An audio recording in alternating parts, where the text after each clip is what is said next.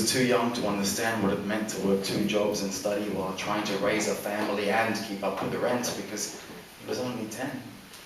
He was old enough to have ever-growing wants and needs and expectations, old enough to know that he did not fit in at school and how to spell the word immigration, but not quite old enough to recognize the silent grief in the eyes of a father who was struggling to breathe, a man who was imprisoned at the age of 17 for his beliefs and then spent the rest of his life an exile, a migrant, a greasy Persian refugee. This boy was just a kid who thought his father was a king with the world at his feet. Little did he know his father's sleepless nights as he struggled to resist defeat. A man whose universal orbit was his wife and 3 kids. Not once did he raise his hands on them, no matter what they did. Instead, he worked with every ounce of his being to give them whatever they would want, never stopping to question whether they deserved it or not. This boy was oblivious to the weight already resting upon his father's shoulders as he watched him give his sisters piggyback rides like an unwavering soldier. In 1984, with an empty suitcase, a wife and a 1-year-old son, he came to this country, Australia, not this one, and decided he'd be stopped by no one.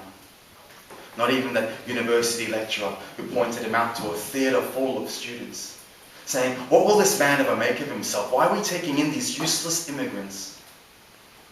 His broken English left him incapable of coming up with a response on the spot, but his son is now a grown man, and his mouth is a cannon's barrel, and the pen in his hand is a loaded Glock. You see, that camel fucker that you taunted that day somehow managed to raise a squid.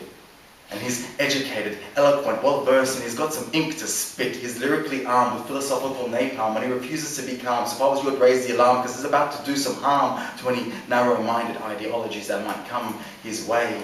Yes, I'm the proud son of that greasy wog, and I'm happy to say that I'm a so-called illegitimate immigrant trying to shed a little bit of light on the plight of the indigenous. So listen to this: as you sail the 7 seas, you failed to see the land you landed on did not belong to you or me.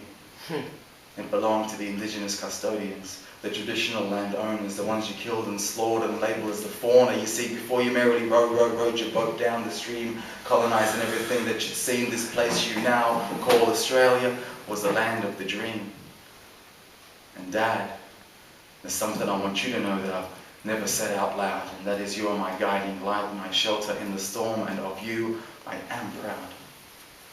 You might not realise this, but I remember what happened that day when I was 10. I didn't understand the significance of it at the time because I was only a child back then, but do you remember that day in McDonald's in Cairns when the girls and I came with you on that work trip? While Seth, Raph and I ate our McMuffin meals and pancakes, and you would just sip on that tea you had brought from home. As you took the receipt, you asked me, "Is it possible for one man to say that he ate all of this?" I thought you were just curious. So I said, "Yeah, sure, if he's a fat grown man." So you folded that receipt and put it back in your wallet. I didn't realise then, but I know now why you didn't eat breakfast that day.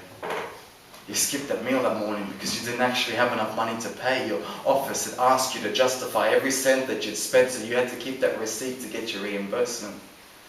You couldn't actually afford to take your 3 kids with you from Townsville to Cairns, but when we asked you to take us, you did anyway, because you were a selfless man. I remember those days. You used to go from the office straight to the restaurant and work non-stop, and then in the dead of night you had to push bike home so you could finish your PhD on the injustice faced by the indigenous mob.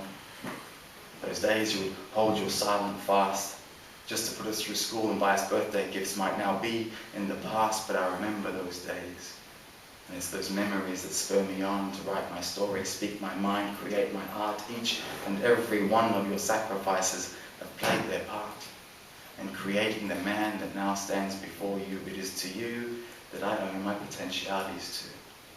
And that meal you skipped that day because you didn't have the money to pay has now paved the way for me to write the book that might just save the world one day. Thank you.